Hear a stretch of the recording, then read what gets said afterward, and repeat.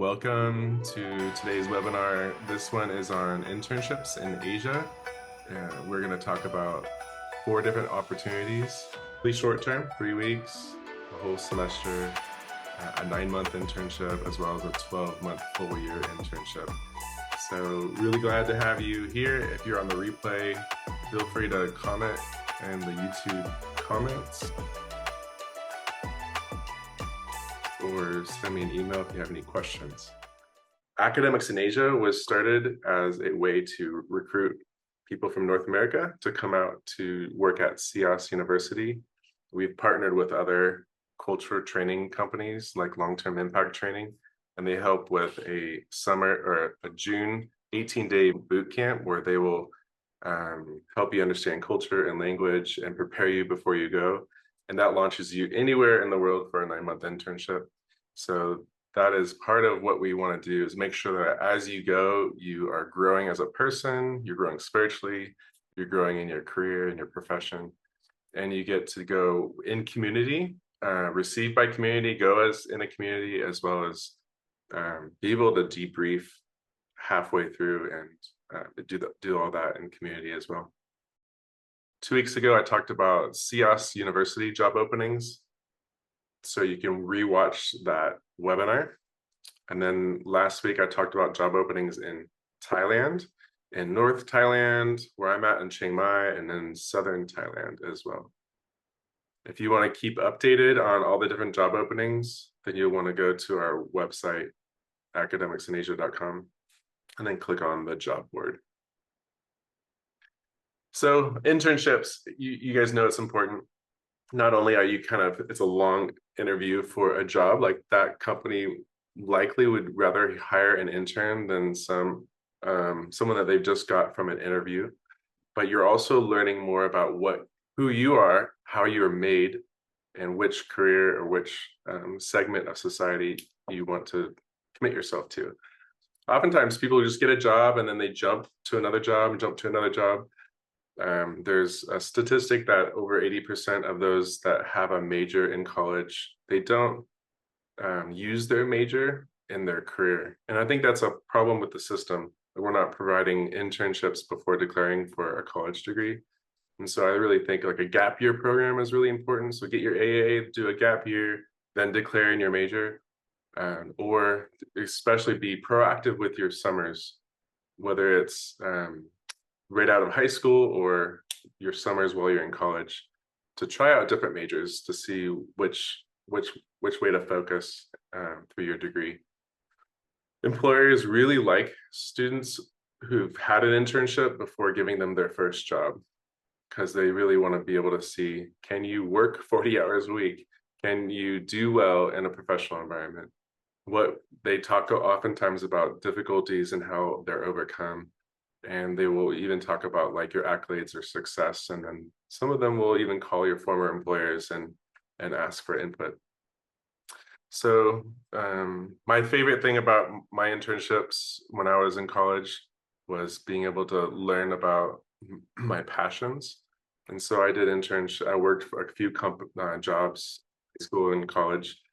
But I also was able to do an overseas internship. I spent a summer in Papua New Guinea, and I learned about education, I learned about aviation, I learned about learning a language, I learned about doing cultural analysis.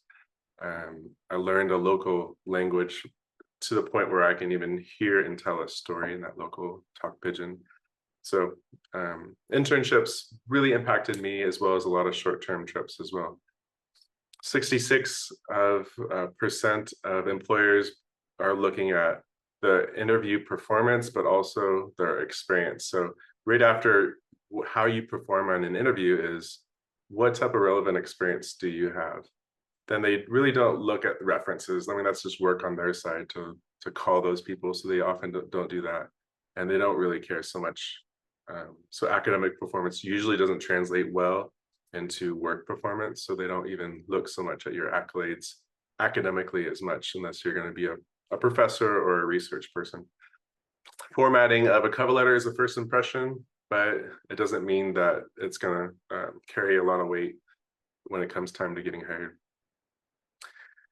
One of the presentations I do for new teachers is finding your purpose. So finding your purpose, it really takes time, and also it helps having someone that can guide you through your purpose. So in order to find a vocation that matches your purpose, you really need to know yourself. Um, the type of fields that you'll get into won't be known until you go through some other steps, like what is your passion? What are you good at? When we're interviewing people for conversational English positions, we're looking for their abilities and their passions. So are they a good listener? Are they encouraging? Do they have a good attitude? Do they enunciate, speak clearly? And then do they have a need? Like, do they want to make sure that they have the no bills? Are they interested in culture? Do they like Asia? Do they like Asian food? Do they enjoy travel? So those are things that we're looking for on a hiring committee for university context in China. So as we're looking at people's passions, we're seeing if they match the vocation. So we look at like, where do you speak with passion? What are you driven by? What is your internal motivation? What are your convictions? And then from that, we find out if they also have an internal desire to accomplish a mission outside of teaching. And once you have like a good blend of passion, vocation, and mission, then you're like our superhero teachers. So during an internship, you want to get strong, confident, capable. You want to be able to physically get stronger, and that carries into the classroom as well. You want to spend time to reflect on what you're learning. Some people will use like Eastern meditation. I, as a Christian, just focus on truths, eternal truths, or my identity and my perspective, who I want to become. I'll focus on that and declare it. You want to be in a learning state constantly. So cognitive learning, they talk about brain science being in a plastic state, taking on new skills, not having objections to trying new things. So continually learning from others, as well as books or courses. Learning a language will help with cognitive learning in other areas as well. And experiential learning, try something new, make friends, travel, explore. That's the beauty of an internship, is you're building these relationships in the context of trying something new, and you're seeing how those people react and learning from them at the same time as you're learning about yourself, really. So once you are in an internship, it's good to take notes, so you can use something like this tool to talk about, okay, based on what you're good at and what you love, what are the needs of that region or that company? And then what are some jobs that would give you an income? And so when you mix all that together, you have your purpose. And then on the right would be maybe 3 or 4 vocations. So if you're like a career counselor, they might do something like this with you, but you can also do this as part of your internship as well. All right, back to this slide. So I'm going to talk about 4 different opportunities. The first one is with ELIC, the Global Ambassador Program, GAP. They are, during COVID, a lot of their teachers came out of China and they huddled in Thailand in the northern city of Chiang Mai. So I got to meet Johnny Wu about a year ago and asked him about how that was going. He's like, I'm actually really excited. Now that all the restrictions are lifting, we're going to start an internship gap year program, both for those that are graduating recently from college and even those that have an AA degree. And so they will really just pour into those young adults for 9 months, give them experience with teaching English, practical training. They'll do it all in community. They're on a tourist visa, and it's a multiple entry tourist visa. So you can renew it once after 3 months, and then you leave the country at month 6. And then you go home at month 9. So I talked to one of the ELIC staff from Fort Collins. And they said of the 5 interns that they have right now, the GAP ambassador interns, 4 of them already have jobs lined up in month 8 of the program. 1 in Middle East and 2 in China. one back in the States, and one really wants to work with the Burmese students, and she's looking for a company that would hire her and to allow her to go into Myanmar. So I'm going to show you a couple of videos on this. I'm starting with this one because the deadline is the quickest. Their deadline for this fall group is May 30th. So if you're looking for something coming this fall, this is one to consider first.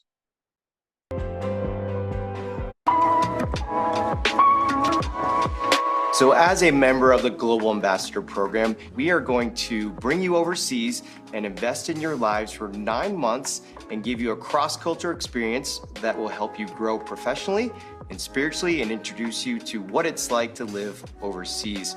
We love the idea of a 9-month program because it's not as daunting as, hey, I'm gonna give up 5 years of my life, but long enough to get you adjusted to the culture, learn the language, and just really experience what does it mean to live overseas. One of the unique things about the Global Ambassador Program that is different than our other programs is that you're going to have people who are fully invested to pour into your lives. You're not just gonna be sent on your own to do this thing, but that you're gonna be placed on a team with other recent college graduates just like you. And the whole purpose is to see you grow and help you become a better individual.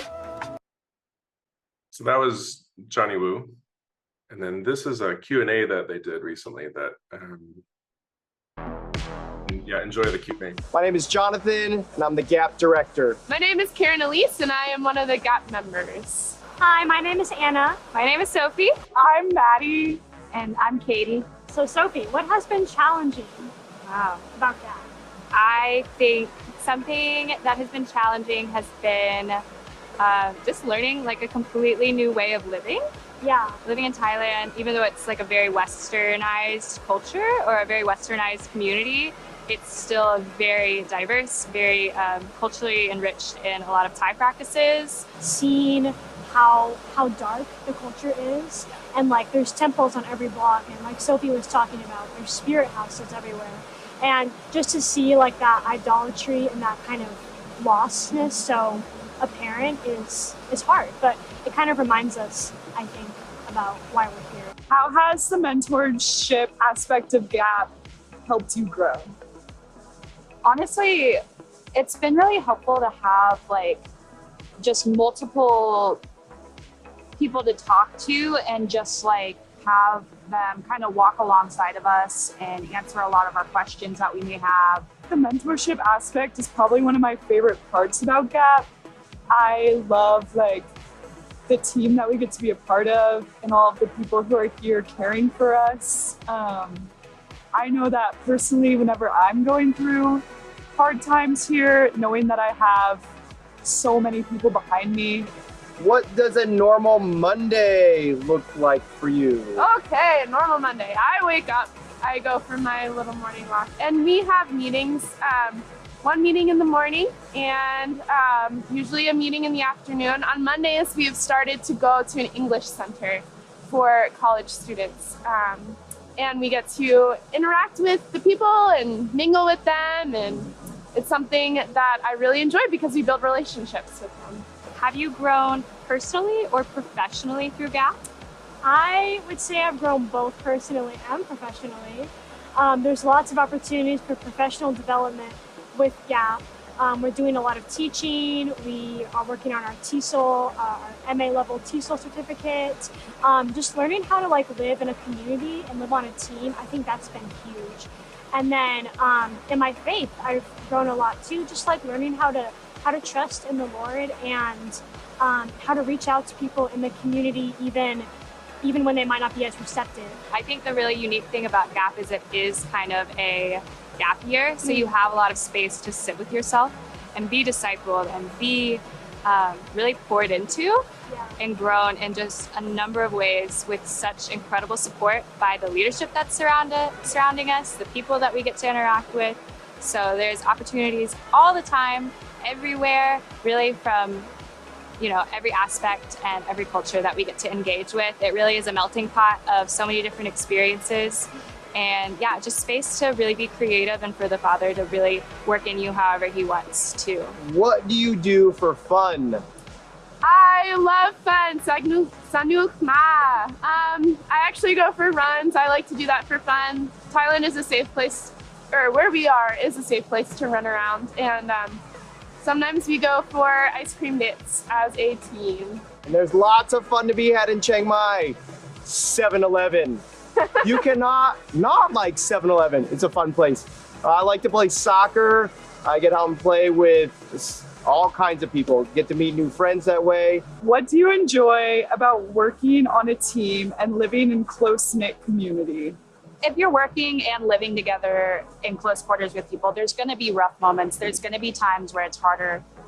But it's just so nice to have people with you and just really understand what you're going through and understand where you're coming from. It's just been really fun. And there's always people to do things with. Like my team leaders take me to the rock climbing gym. We're like right down the streets from our other leaders. We can just bike to their house. The deadline for this coming late August is May 30th. And if you want more information, I can send you the website. This is a short video I showed last week, but it gives you an overview of like why people choose Thailand as a place to work and to do internships.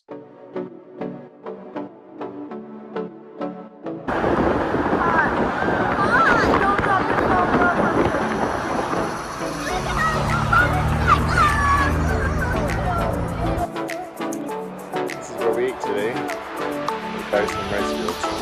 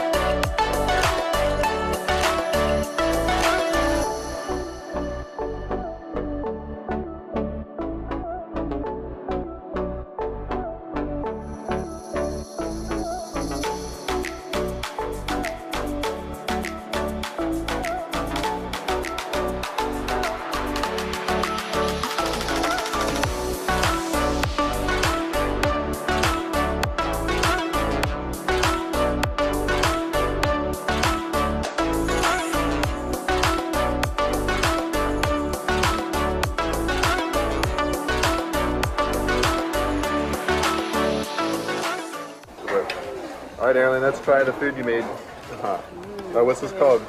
Pad See You. Pad See You by Chef Erin. And you. Ahoy.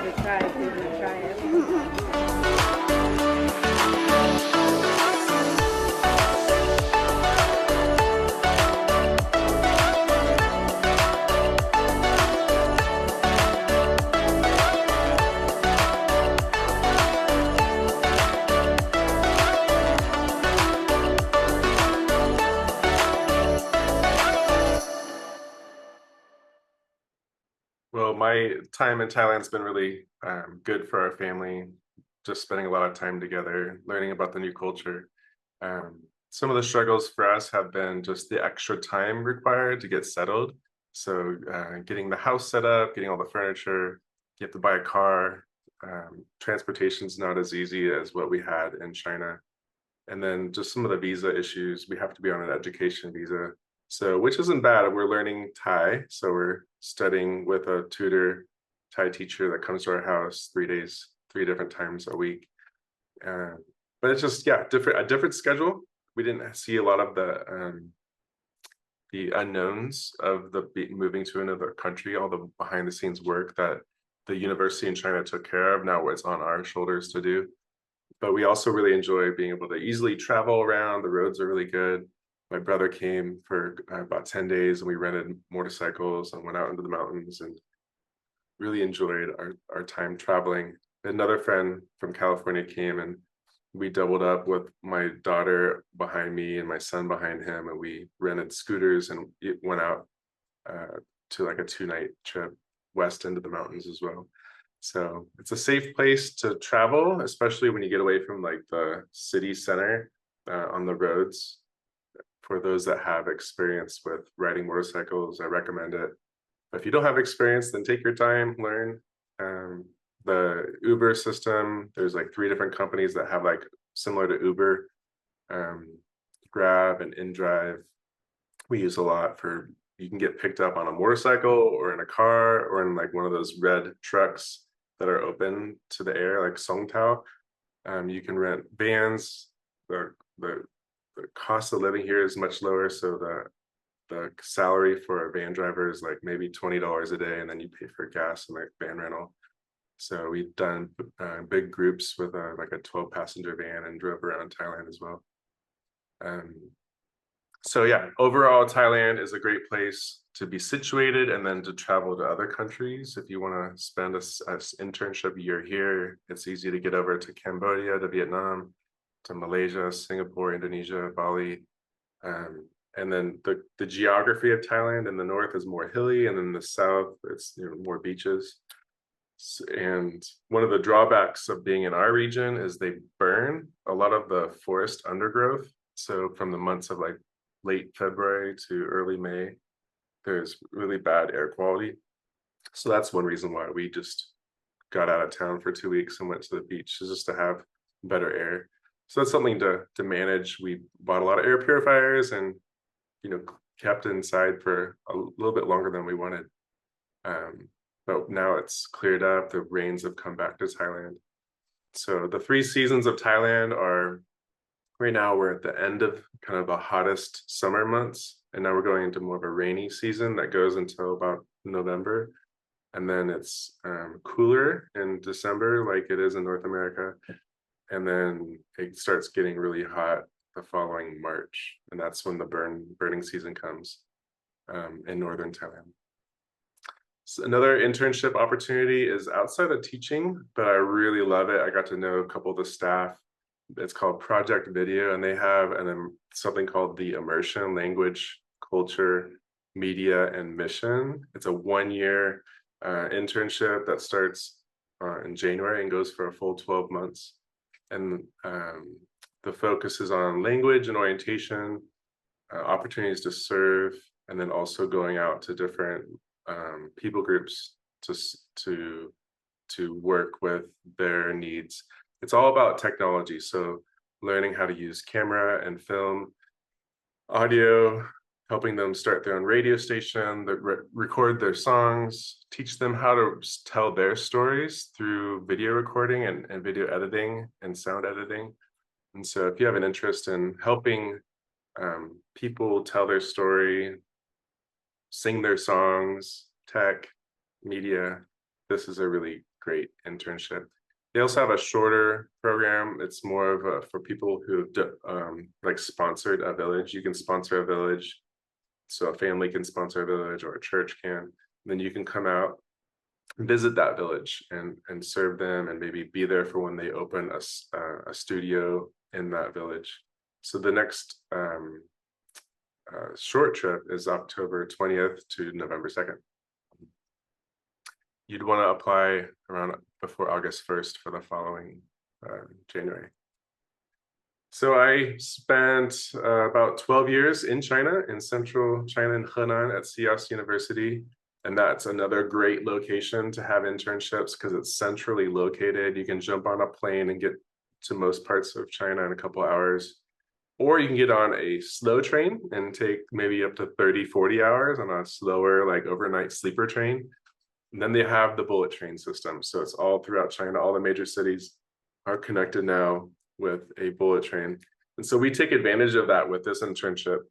We start off at number 1 at Sias, and then we spend about a week there at the end of May when there's a lot of festivities, learn about the teaching, shadow a teacher at both kindergarten and university level, take some classes on culture, and then head out to number 2 in the foothills of the Himalayas, look at businesses, and then head back to Beijing before returning home.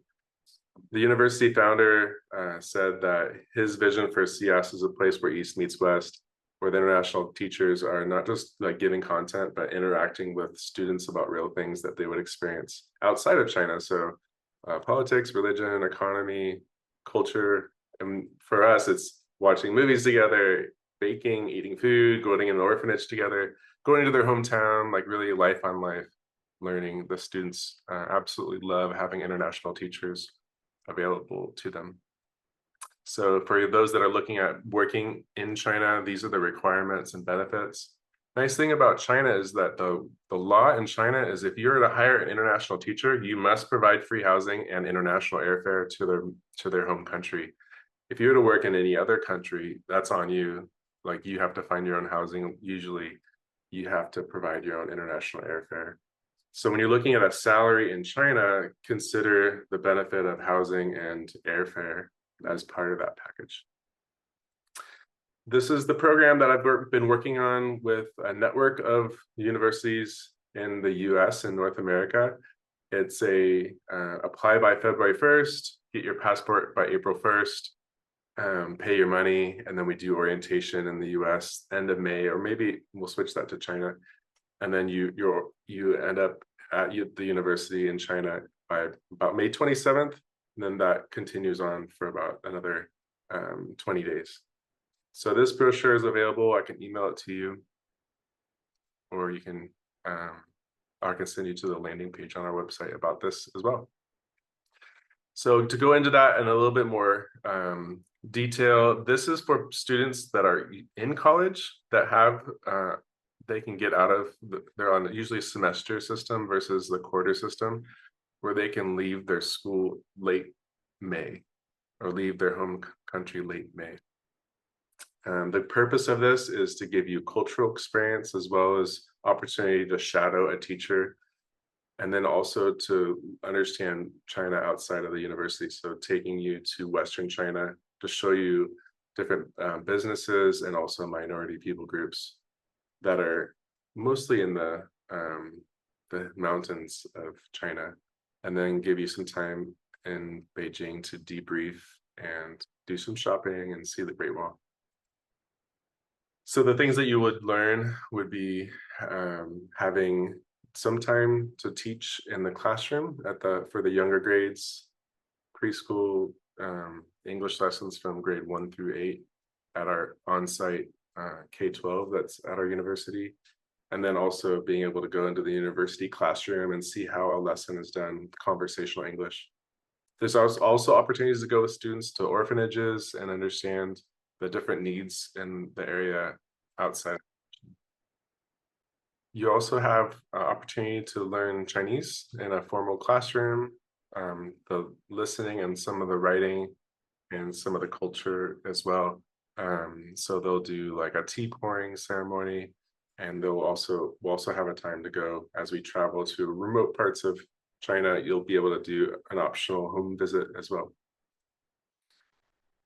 And then the missional businesses are ones that have a desire to make an impact through business. So they're finding a need. Like one of the issues in the Himalayan mountains is there's not much economy, but they have some skills. So they teach how to make handicrafts, and they bring those products to the bigger city and then sell them and then give them a percentage of the sales. There's also opportunity for learning about agriculture and how that improves society when you bring in a greenhouse designed in Israel and bring it to the Himalayas of China, how much more produce you can make with a greenhouse. And then the fresh organic foods are delivered to the more wealthy in the city. And same with coffee harvesting, sales, barista training. There's a tourism company that needs help with marketing, and the same owner, his wife has a fitness center. My favorite is the Snow Mountain Creamery. They have, they get their vision is to get their milk from yak cows, and then to use that, build relationships with the people in that Himalayan region, and then to sell the ice cream in the city in Xining, the capital of Qinghai.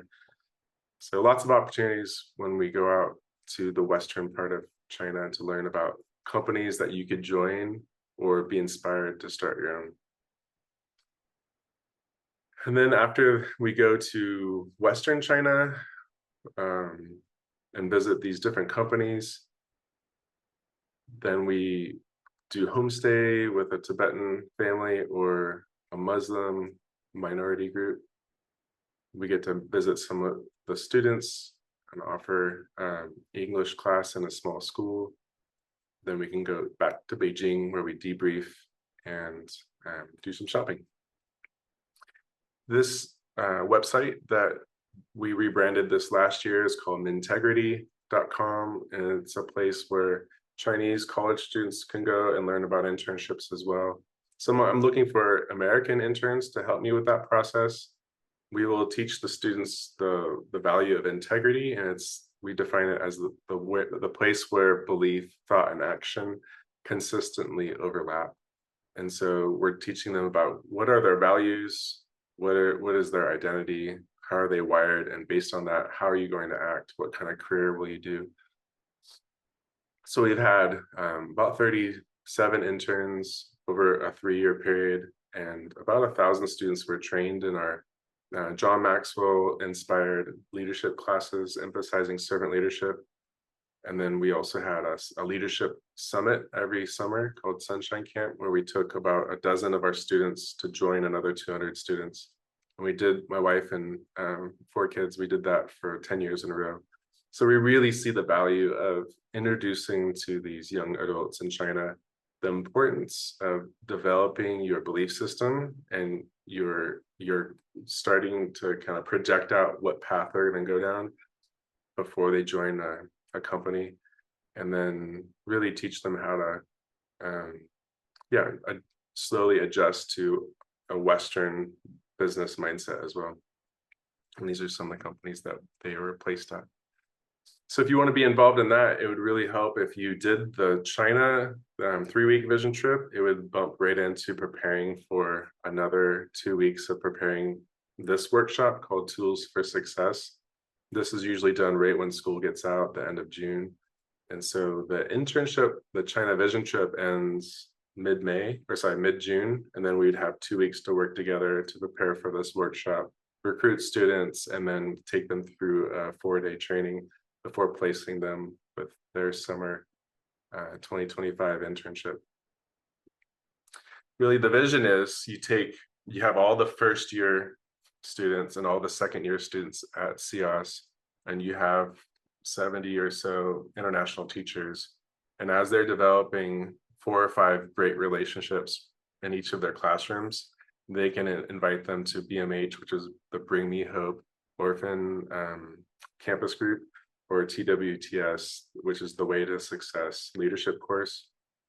And then slowly they have this talent funnel where the students that are strong in English, that are very curious, that want to try something new, turn into applicants for the Integrity internship.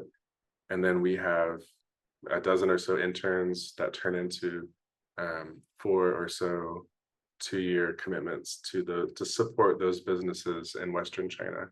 So that's the funnels vision. So this is an example of a cohort. They all went to the same city. They paired up 2 by 2 and worked at different companies.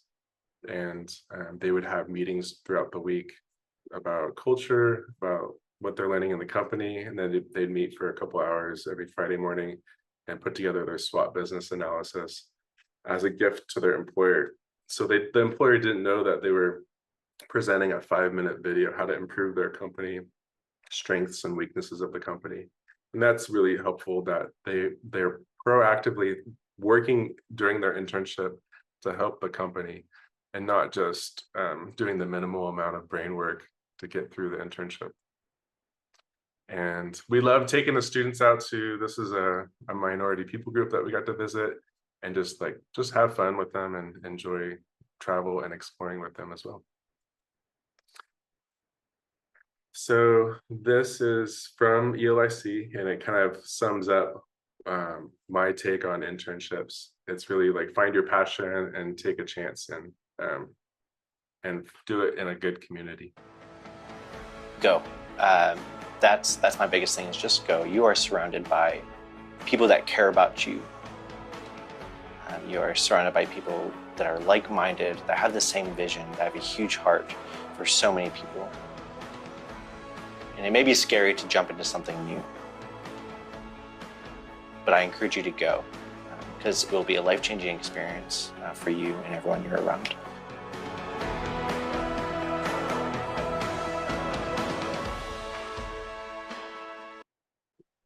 So last 2 weeks ago, I did a walk.